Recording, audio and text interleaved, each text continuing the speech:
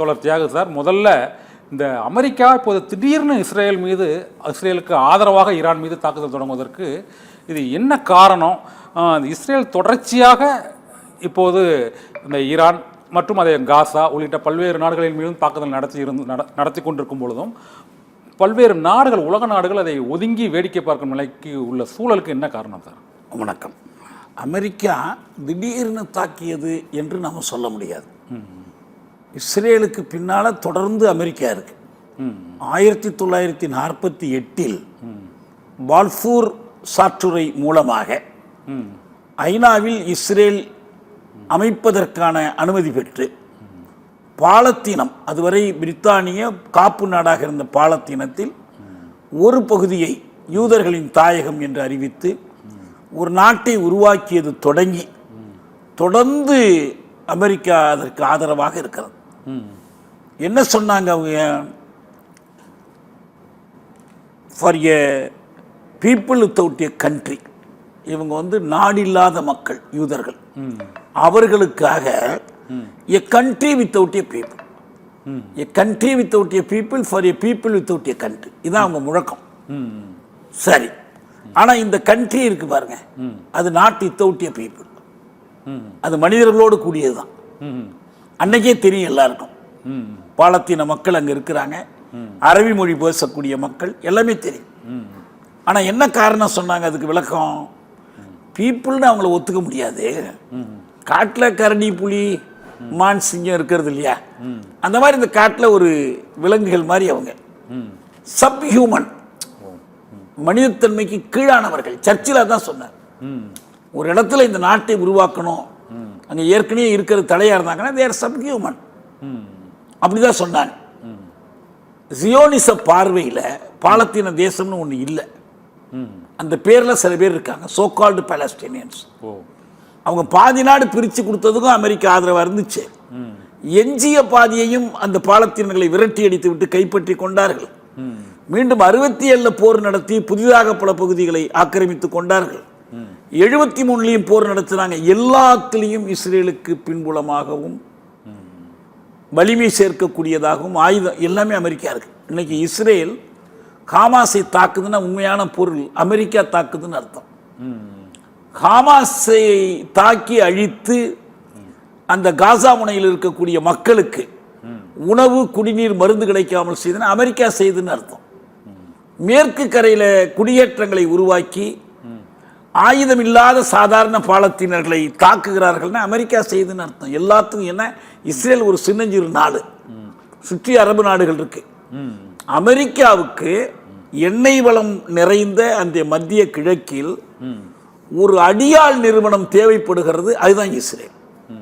இல்லை, அது இப்பவும் தேவைப்படுது சார். 1948 நீங்கள் சொன்னது சரி, அவர்களுக்கு ஒரு பின்புலம் தேவைப்பட்டது. அது அமெரிக்கா உள்ளிட்ட பிரிட்டன் உள்ளிட்ட நாடுகள் அதற்கு ஆதரவு தெரிவிக்க வேண்டிய சூழ்நிலை இருந்தது.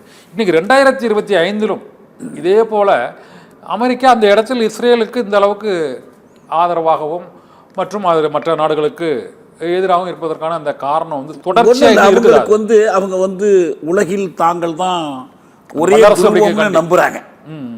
அமெரிக்கா உலகமே ஒரு துருவத்தை கொண்டிருக்குது. ஒரு காலத்தில் சோவியத் யூனியன் ஒரு துருவமும் இது ஒரு துருவமா இருந்துச்சு. அப்போ சோவியத் யூனியன் கலைந்து போனதுக்கு பிறகு நம்ம ஒற்றை துருவம். எனவே எல்லாரும் நம்ம கீழே தான். ஒரு காலத்தில் மன்ரோ டாக்டரின் ஒரு கோட்பாட்டை ஒரு அமெரிக்க அதிபர் வகுத்தார். அது லத்தீன் அமெரிக்காவுக்காக, தென் அமெரிக்காவுக்காக. தென் அமெரிக்காவில் என்ன நடந்தாலும் அது எங்களுக்கு சம்பந்தப்பட்டது, எங்களுடைய கொள்ளைப்புறம், அது எங்களுடைய பேக்யார்ட், எங்களுடைய செல்வாக்கு மண்டலம், யாரும் அங்கே எதுவும் செய்யக்கூடாது.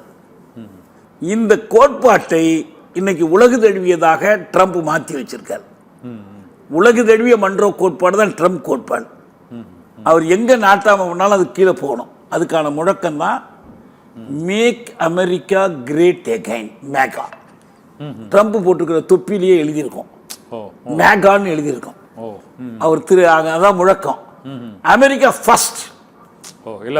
எல்லாத்திலையும் அவங்க நாட்டுக்குள்ள மட்டும் இல்ல, தென் அமெரிக்க, வட அமெரிக்க கண்டங்கள்ல மட்டும் இல்ல, உலகம் முழுவதிலும் அமெரிக்கா ஃபர்ஸ்ட். அது கீழே தான் பாக்கி எல்லாமே. இதுதான் ட்ரம்போட கொள்கை. மற்ற அதிபர்கள் இதே கொள்கையை இவ்வளவு தீவிரமா இல்லாம மென்மையா பேசிக்கிட்டு இதை செஞ்சாங்க. இப்ப பைடன் இஸ்ரேலுக்கு ஆதரவு கொடுக்கலையா? கொடுத்தார். ஒபாமா ஆதரவு கொடுக்கலையா? இவ்வளவு வெளிப்படையா இவ்வளவு மூர்க்காவும் கொடுக்கல. இவங்க இன்னைக்கு 2023 தொடங்கி காசா முனை மீது ஒரு பெரிய தாக்குதலை தொடுத்து 56,000 60,000 வரைக்கும் மக்கள் கொலை செய்யப்பட்டு 20 லட்சம் மக்கள் வாழக்கூடிய ஒரு நாட்டில் அவங்க இவ்வளவு பேரை கொலை செஞ்சிருக்கிறாங்க. அந்த மக்களை நீ தெற்க போனாங்க, அப்புறம் நடுப்புற போனாங்க, அப்புறம் வடக்க போனாங்க, அலைக்கழித்தார்கள். என்ன சாரம்? இன்னைக்கு அமெரிக்கா இதுக்கு என்ன நியாயம் சொல்லுது? Israel has a right to self defence.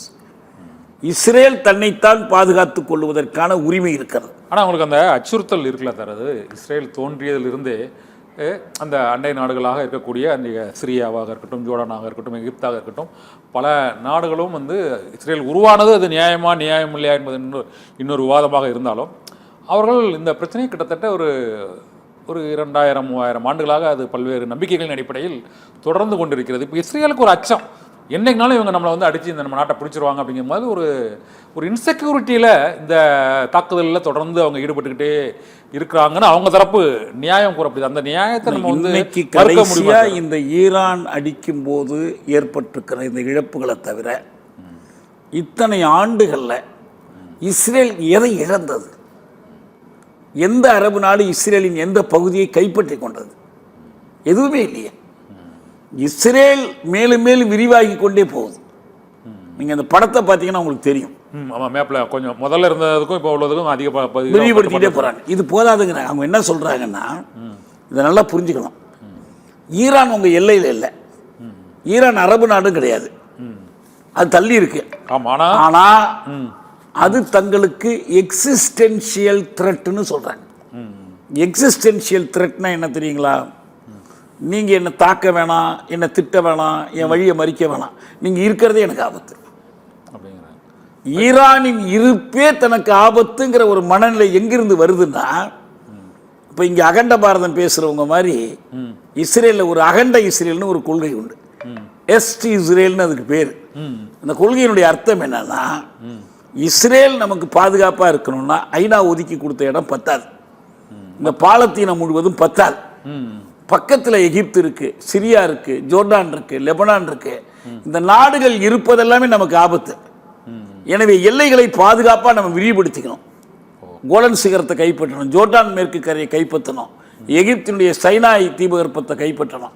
இதெல்லாம் முடிஞ்சா அதுக்கு பிறகு கூடாது. இப்ப எந்த அளவுக்கு போயிட்டாங்கன்னா, அந்த தீவிரமான சியோனிஸ்டுகள் காசா பகுதியில் குழந்தைகளை கொள்வதில் தவறில்லை.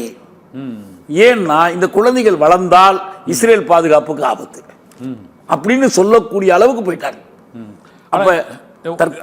நீங்க சொல்றதுக்கு சரியானா, இவங்க இஸ்ரேல் என்ன சொல்றாங்கன்னா, ஈரான் அந்த ஏமன்ல ஹவுதி அந்த கிளர்ச்சியாளர்களுக்கு ஆதரவாக இருக்கிறாங்க. லெபனானில் பொறுத்தவரை அந்த ஹிஸ்புல்லாவுக்கு ஆதரவாக இருக்காங்க.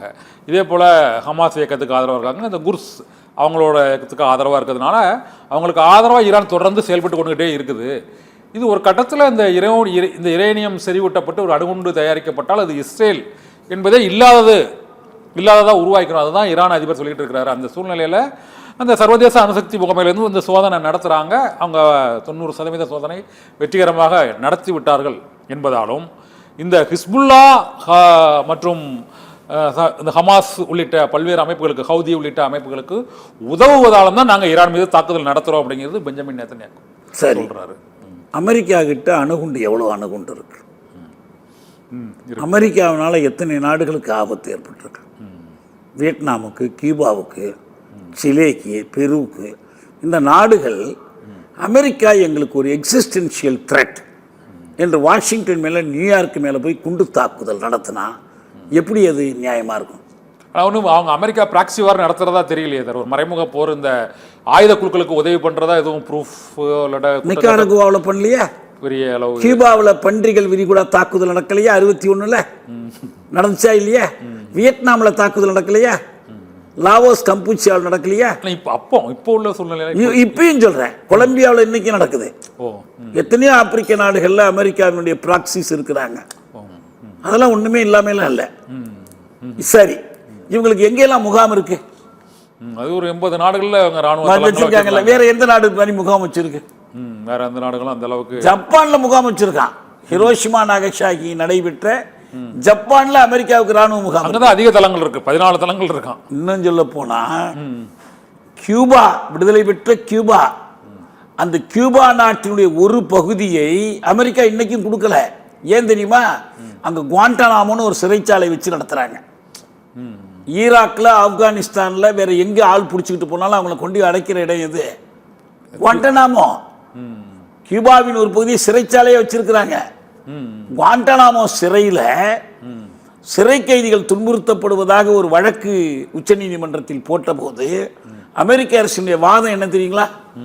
மனித உரிமைகள் அமெரிக்காவுக்குள்ளதான், அமெரிக்காவுக்கு வெளியில் நடக்கிற நிகழ்ச்சிகளுக்கெல்லாம் மனித உரிமைகள் வாதத்தை வைக்கக்கூடாது. ஏன் தெரியுமா? ரம்ஜானுக்கு அவங்க உண்ணாவிரதம் இருக்கிறாங்க, இப்போ நோன்பு இருக்கிறாங்க. அவங்க ஒரு பட்டினி போராட்டம் நடத்தினாங்கன்னா அவங்க பட்டினி போராட்டம் நடத்துவது ரம்ஜான் நோன்பை போல உயர்ந்தது. அவங்கள சித்திரவதை பண்ணலாம், காட்டு என்ன வேணாலும் பண்ணலாம். நீதிமன்றம் தலையிடக்கூட ஒபாமா காலத்தில் நடந்துச்சு. அதனால அமெரிக்கா உலகம் பூரா தலையிட்டு கொண்டிருக்கிறது, உலகம் பூரா படை நடத்தி கொண்டிருக்குது. கடல்கள், மத்திய தரை கடல், எந்த கடல்லையாவது அமெரிக்க போர்க்கப்பல்கள் இல்லாமல் இருக்கா? விமானம் தாங்கி கப்பல்கள் இல்லாத ஒரு இடம் இருக்கா? இப்போ ஹவுதி அங்கே இங்கே சொல்கிறீங்க. இந்த பகுதியில் ஹவுதிகளுக்கும் இவங்களுக்கும் எங்கே அமெரிக்காவில் போய் ஹவுதிகள் சண்டை போடுறாங்க. அவங்க நீர் பகுதியில் மத்திய தரைக்கடலில், செங்கடலில், சுயஸில் தான் இந்த சண்டை வருது உங்களுக்கு. அதனால் இது ஒரு நியாயமே இல்லை.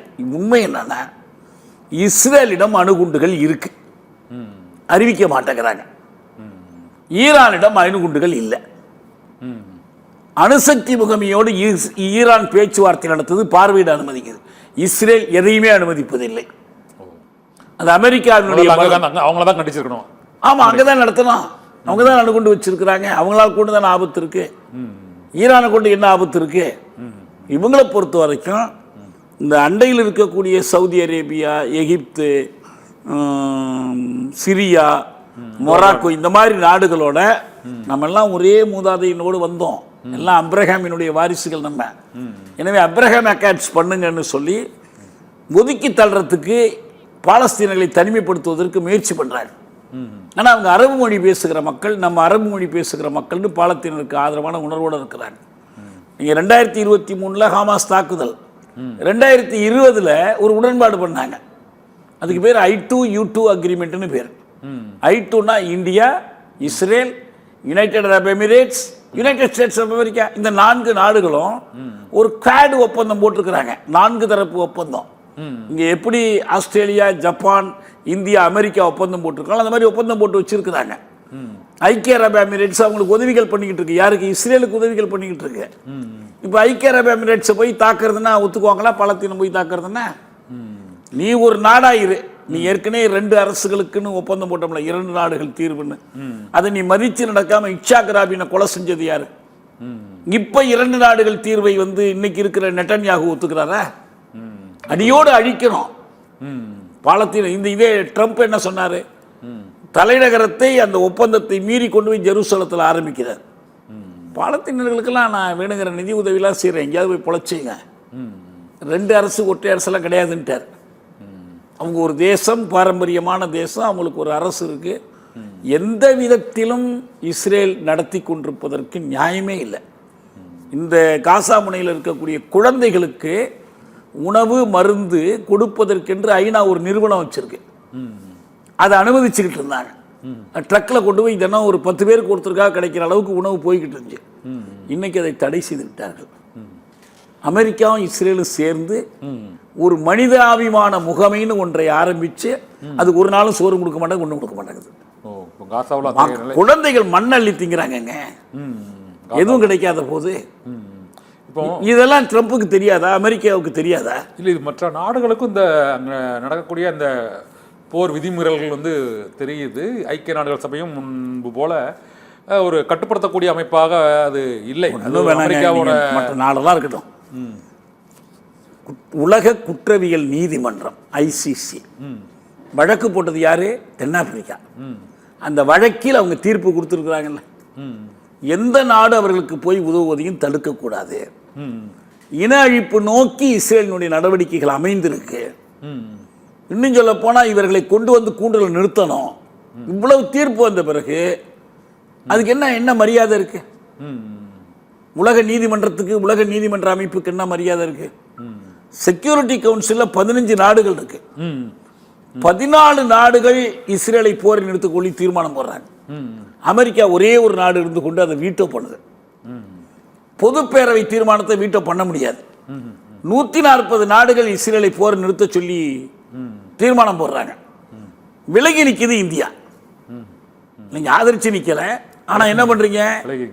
ஏன் இன்னைக்கு நான் கேட்கிறேன், ஈரான் மீது கொண்டு போய் இப்படி குண்டு போடுறாங்களே, அணுகுண்டு இருக்குன்னு சொல்லிட்டு பங்க் பஸ்டர்ஸ் பண்றாங்க.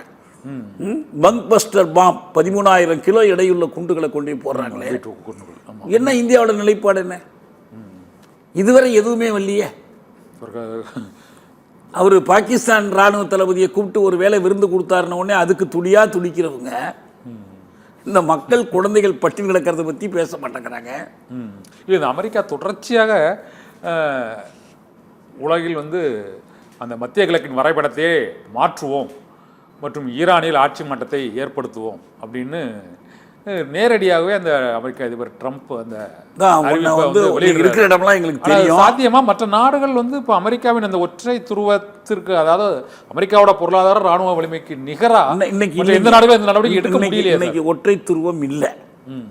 இன்னைக்கு உலகம் பல துருவமா தான் இருக்கு. சீனா ஒரு வலுவான பொருளாதார வல்லரசாக உயர்ந்திருக்குது. நேரடியா அமெரிக்காவை எதிர்ப்பதற்கு இருக்கட்டும், அவங்களே நீங்க கவலைப்படாதீங்க. இப்போ வியட்நாம் போராடும் போது பெரிய வல்லரசுகள் ஆதரவோடையெல்லாம் வெற்றி பெறல. பிரான்ஸை எதிர்த்து தின்புன்ஃபூல சண்டை போட்டாங்கல்ல, எவ்வளோ நவீன ஆயுதங்களை எதிர்த்து அவங்க போய் தோற்கடிச்சாங்க. பிரான்ஸை தோற்கடி தான் வெளியே போனுச்சு. உங்களுக்கு சைனா ஜப்பானை தோற்கடித்து வெளியேற்றவில்லையா? எந்த பெரிய வல்லரசுகளுடைய ஆதரவோடையும் ஜெயிச்சாங்க? ஒண்ணுமில்லை. அதனால இந்த முறை ஈரான் 79 இஸ்லாமிய புரட்சியின் மூலம் அமெரிக்க ஆதரவு மன்னராட்சியை வீழ்த்தி விட்டு வந்த அரசு இது.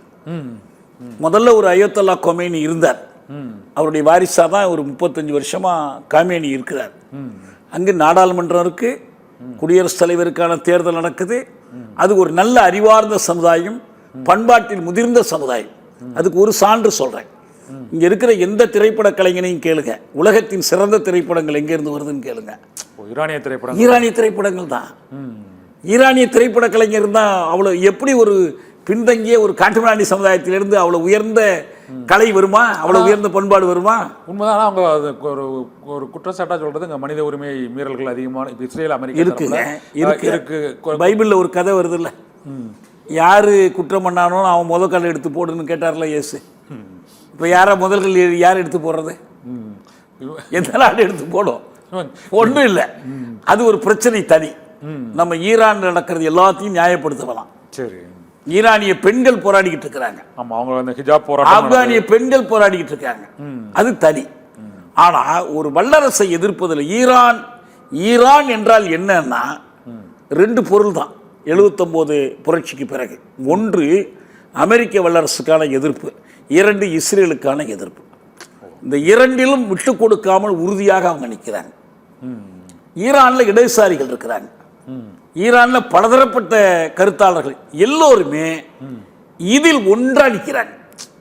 இப்ப இஸ்ரேல் ஒன்னா இல்ல, பழைய போர்கள் எல்லாம் இஸ்ரேல் ஒன்னா நின்றுச்சு. அங்க உள்ளே எதிர்ப்பு இருக்கு. ஆமா, அவங்க அமைச்சரவையிலே எதிர்ப்பு இருக்கு, நாடாளுமன்றத்தில் எதிர்ப்பு இருக்கு, நீதிமன்றத்தில் எதிர்ப்பு இருக்கு.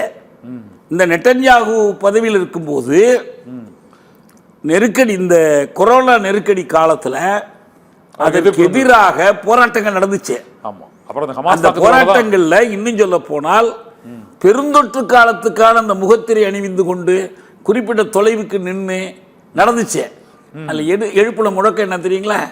Mister crime minister please resign. Prime minister இல்ல அவர் கிரைம் மினிஸ்டர். அவ்வளவு ஊழல் குற்றச்சாட்டுகள், அவ்வளவு குற்றங்கள் அவர் மேல. நீதிமன்றத்தை மாத்திரத்துக்கு முயற்சி பண்றாரு, எதுவும் முடியல உங்களுக்கு. இப்ப முழு பலத்தோட இருக்கிறார் போல இருக்கு. திரும்ப நடக்குது. இவ்வளவு பண்ணிட்டு அவங்க ஜெயிச்சிட முடியாது. அமெரிக்கா ஒன்றுபட்டு இல்ல. அடுத்தது இப்ப ட்ரம்ப் நடவடிக்கைக்கு எல்லோரும் ஒருமித்த ஆதரவுலாம் இல்ல. இதற்கு எதிராக நிறைய ஆர்ப்பாட்டங்கள் நடந்துகிட்டு இருக்கு, தினந்தோறும் நடக்குது. போராடுறவங்க, ஆர்ப்பாட்டம் பண்றவங்க, வீதியில இறங்குறவங்க, வாஷிங்டன்ல, நியூயார்க்ல, மற்ற ஊர்கள்ல அவங்க எல்லோரும் பாலத்தீனர்கள் அல்ல, அவங்க எல்லோரும் முஸ்லிம்களும் அல்ல.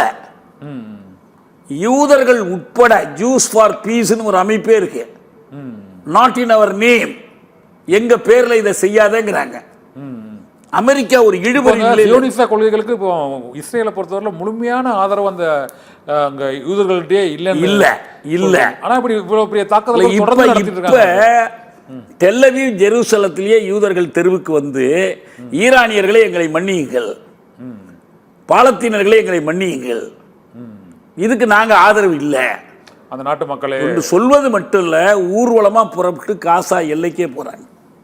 அது முன்னு ஞாபகம் வச்சுங்க, முதல் உலகப் போர்ல அமெரிக்கா மேல ஒரு குண்டு கூட விழல, ரெண்டாம் உலகப் போர்ல அமெரிக்கா மேல ஒரு குண்டு கூட விழல. ஆனா இப்ப அமெரிக்காவை நீங்க சொன்னீங்கல்ல, ஹூத்திகள் அல்லது பாலத்தீனர்கள் இவங்கெல்லாம் சேர்ந்து அந்த ஹெஸ்புல்லா அமைப்பெல்லாம் தாக்குதல் நடத்துறதுன்னா அவங்க வாஷிங்டனுக்கோ நியூயார்க்கோ போக வேண்டியதே இல்லை. அங்கேயே அவங்க படை கப்பல்கள், படைத்தளங்கள்லாம் இருக்கு. தாக்குதல் நடத்த தொடங்கினாங்கன்னா, நாளைக்கு அமெரிக்காவில் அப்படி ஒரு தாக்குதல் நடத்தவும் போனாங்கன்னா அமெரிக்கா உடனடியாக போரை நிறுத்த வேண்டிய கட்டாயம் வந்துடும். வேற ஒன்றும் செய்ய வேண்டாம். நான் எதிர்பார்க்கிறேன் ஓரிரு நாட்களுக்குள்ள. ஈரானுக்கு அந்த வலிமை இருக்கா சார்? அமெரிக்காவை வந்து எதிர்த்து இந்த வலிமை எங்க இருந்து வருதுங்கிறீங்க? நடத்துவதற்கு அமெரிக்கா வந்து ஆயுதங்கள் இருக்கணும், இல்லாட்டா அவரே காமெனி என்ன சொல்றாரு, பொருளாதார வலிமை இருக்கணும். இருக்குதா ஈரானுக்கு? ஒளியை மிஞ்சும் வேகத்தில் நீங்க வந்து ஏவுகணைகள், எரிகணைகளை தயாரிக்கும் போது நமக்கு 2000 கிலோமீட்டருக்கு அந்தாண்ட போற மாதிரி வேண்டாங்கிறார். நம்ம அப்படியெல்லாம் உலகத்தின் மீது போர் நடத்தலாம் விரும்பல. நமக்கு எங்கிருந்த ஆபத்தோ அதுக்கு மட்டும் வச்சுக்குவோம்.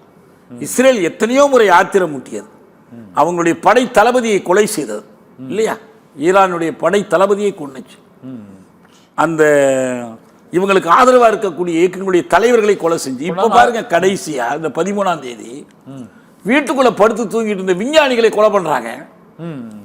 இது அந்த நாட்டில் அவங்களுக்குள்ள எதிர்ப்பு. அதனாலதான் ஒரு கற்பனை பண்ணி பாருங்க, ஒரு படை தளபதி இறந்தா படையே கலைஞ்சு போயிடுமா? இன்னொரு தளபதி வர போறாரு, அவ்வளவுதானே. அவர் இன்னும் எச்சரிக்கையா பாதுகாப்பா இருக்க போறாரு, இன்னும் வேகத்தோட திருப்பி அடிக்க போறாரு. ஏன்னா ஈரான்ல மொத்தமே 6 விஞ்ஞானிகள் தானே, அவங்கள நம்பிதான் இருக்கு அணுகுண்டெல்லாம். அப்படிலாம் ஒண்ணும் கிடையாது. அடுக்கடுக்கான ஏராளமான இளம் அறிவியலர்கள் வந்திருக்கிறாங்க. ஒரு போரை அப்படிலாம் நடத்த முடியாது. 2ஆம் உலக போர் நடந்துச்சு, ஹிட்லரை கொண்டுட்டா போர் முடிஞ்சிடும், முசோலினியை கொண்டுட்டா போர் முடிஞ்சிடும் என்றா ஸ்டாலினும் சர்ச்சிலும் ரூஸ்வெல்ட்டும் அணுகுனாங்க? இல்லையே. நீ முறையா படை நடத்தி அவங்களை வீழ்த்தணும், அந்த அமைப்புகளை குலைக்கணும், அந்த மக்களுடைய ஆதரவு இல்லாமல் செய்யணும். ஈரான் நடத்துகிற தாக்குதல் எதற்கு உதவுதுன்னா, இஸ்ரேலை யூதர்களிடமிருந்து தனிமைப்படுத்துகிறது, அமெரிக்காவை உலக நாடுகளிடமிருந்து மக்களிடமிருந்து தனிமைப்படுத்துகிறது, அமெரிக்காவை அமெரிக்க மக்களிடமிருந்து தனிமைப்படுத்துகிறது. அதற்கு ஈடாக ஈரானியர்களையும் அராபியர்களையும், சவுதி அரேபியா உட்பட எல்லாம் ஈரானிக்கு வேண்டிய நாடே கிடையாது.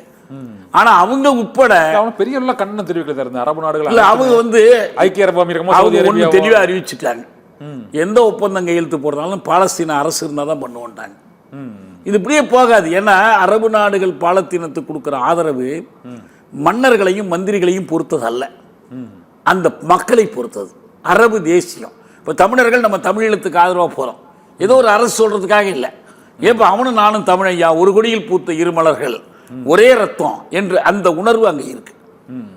ஒரு சில நாடுகள் விலகி நின்றாலும் எக்காரணத்தை இஸ்ரேல் பக்கம் சேர முடியாது, அமெரிக்கா பக்கம் சேர முடியாது. மற்றவர்கள் ஒன்றுபட்டு நிற்பாங்க. இது மட்டும் இல்ல, மற்ற உலக நாடுகள் இவங்களுடைய ஆதரவு பண்ண பாகிஸ்தான் அதிபர் கூட்டு போய் லஞ்ச் கொடுத்தாரு, அவர் வந்து அமெரிக்காவுக்கு ஆதரவு ஏதாவது பண்ணிடுவாரா? இல்ல, அமெரிக்க அதிபருக்கு நோபல் பரிசு கொடுக்கணும், நோபல் கேலி கூத்தா இருக்கு, பஃபூன் மாதிரி பேசிட்டு இருக்கிறார். இந்த இந்த ஒரு ஒரு இன்னொரு நிறைவா ஒரு கேள்வி சார், இந்த ஒரு அதிபர் வந்து இன்னொரு நாட்டு அதிபரை வந்து கொல்ல போறோம், அவர் வந்து சரணடைஞ்சிடணும், இந்த மாதிரியான அறிவிப்புகள் வந்து மற்ற எந்த நாடுகள்லயும் நம்ம நாட்டில் சட்டங்கள் இருக்குதுங்க. இங்கே வந்து யாராவது ஒருத்தர் பிரதமரை கொள்றோம், உள்துறை அமைச்சரை கொல்ல போறோம் அப்படின்லாம் பேசிட்டு இருக்க முடியுமா? அதை சட்டம் ஏற்றுக்கொள்ளுமா? மக்கள் ஏற்றுக்கொள்வார்களா? ஒவ்வொரு நாட்டுக்கும் சட்டங்கள் இருக்கிற மாதிரி உலகத்திற்கு என்று பன்னாட்டு சட்டங்கள் இருக்கு, இன்டர்நேஷனல் லா இருக்கு. ஆனா அதெல்லாம் மதிக்கிறாங்களா சார்? Humanitarian law. இன்டர்நேஷனல் எதுவும் மதிக்கிறதே இல்லை. எந்த சட்டத்தையும் மதிக்கிறது இல்லை. உலக ஒழுங்கை கேலிக்குள்ளாக்கி இருக்கிறாங்க. இது மக்கள் பார்த்துக்கிட்டு தானே இருக்கிறாங்க. சரி, இந்த விஞ்ஞானிகள்லாம் கொண்டாங்க அந்த போரின் முடிவு எப்படி தான் இருக்கிறது? அணு ஆயுத போரா ஆகுமா இல்லை இந்த போர் வந்து ஒரு மக்கள் போராட்டத்தோடய முடிவடைந்துருமா? எப்படி நினைக்கிறீங்க? அணு ஆயுத போராக மாற்றுகிற துணிச்சல் யாருக்கும் கிடையாது. ஈரான் அதை மாற்ற போறதில்ல. அமெரிக்கா மாற்றுவதாக இருந்தால் மூன்றாம் உலக போர் மூளுமா என்று கேட்காதீர்கள், ஏற்கனவே மூண்டு விட்டது. சைனா அல்லது ருஷ்யா ஒரு பக்கத்தில் சேர்ந்தா உடனே இது மூன்றாம் உலக போராக மாறிடும். ஆனா அமெரிக்க மக்கள் கண்டனம் தெரிவிச்சிருக்காங்க. அவங்களுக்கு அமெரிக்க மக்களை பொறுத்த வரைக்கும் இது ரொம்ப முக்கியமான செய்தி. நியூயார்க்ல இருந்து பிலடெல்பியாவில இருந்து ஒவ்வொரு நகரமும் நேரடி தாக்குதலுக்கு ஆளானால், அணு ஆயுத தாக்குதலுக்கு ஆளானால், ஒவ்வொரு நகரத்தை பொறுத்து 60%, 75% அழிவு ஏற்படும் என்று வல்லுநர்கள் எச்சரிக்கை வச்சிருக்காங்க. எனவே அந்த மக்கள் எக்காரணத்தை முன்னிட்டும் அணு ஆயுதங்களை பயன்படுத்தக்கூடாது என்ற கருத்துக்கு ரொம்ப ஆதரவா இருக்காங்க. ட்ரம்ப் நினைச்சாலும் அந்த இதை மீற முடியாது. மீறினா அது ஒரே ஒரு தரம் தான் நடக்கணும். அதோட அந்த ஆட்சி க்ளோஸ், அந்த அரசே முடிஞ்சு போயிடும். எனவே அது நடக்காது, நடக்கக்கூடாது நம்ம விரும்புகிறோம். நடந்தால் அது பெரிய அழிவில் முடியும். இப்போ இந்த நிலையில் என்னன்னா, இஸ்ரேலுக்கு இது வாழ்வா சாவா போராட்டம். இனி பின்வாங்க முடியாது. முதல்ல ஒரு போர் நடந்துச்சு, 6 நாள் நடந்துச்சு, அப்புறம் ஒரு 2 வாரம் நடந்துச்சு. இப்போ அப்படிலாம் இல்லை. இது நீண்டு செல்ல செல்ல இஸ்ரேல் அடியோடு தனிமைப்படும். அதனால இஸ்ரேல் வந்து இது ஈரானை பொறுத்த வரைக்கும் இவங்க நினைச்ச மாதிரிலாம் அதை சுலபமா மடக்க முடியல. எதிர்த்து உறுதியா நிக்கிறாங்க. ரொம்ப தெளிவா அவர் சொல்றாரு, சாவு ஒரு பிரச்சனை இல்லை, நான் போனா போறேன், இன்னும் ஒரு 3 பேர் பேரை சொல்றேன், நீங்க பாத்துங்கன்ட்டார். அதனால ஒருத்தர் நம்பியெல்லாம் இல்லை. இன்னொன்னு, போரில் கருவிகள், அறிவியல் தொழில்நுட்ப கருவிகள் வெற்றி பெறுவதாக இருந்தால் வியட்நாம் விடுதலை பெற்று இருக்காது, அல்ஜீரியா விடுதலை பெற்று இருக்கிறாது. உலகத்தில் பல நாடுகள் இதை எதிர்த்து மக்கள் சக்தியை திரட்டி, அந்த மக்கள் சக்தியும் அற வலிமையும், இஸ்ரேல் பக்கம் அறமே இல்லை, அமெரிக்கா கிட்ட அறமே இல்லை. ஆனா ஈரானிடம் அறம் இருக்கிறது, பாலத்தினிடம் அறம் இருக்கிறது. இதுவும் இந்த வலிமையை சேர்ந்துச்சுன்னா, மக்கள் சக்தியும் சேர்ந்துச்சுன்னா போற முடியும். நிச்சயமாக ஈரான் வெற்றி பெறும். ஸ்ட்ராட்டஜிக்கு அதுதான். நீண்டகால கண்ணோட்டத்தில் வெற்றி ஈரானுக்குத்தான். தற்காலிகமாக ஒரு தாக்குதல் 2 தாக்குதல் அழிவுகள் ஏற்படலாம், தோல்விகள் வரலாம். ஆனா தோல்விக்கு பின் தோல்வி, இறுதியில் வெற்றி. அவர்களுக்கு வெற்றிக்கு பின் வெற்றி, இறுதியில் தோல்வி. இது அமெரிக்காவுக்கு.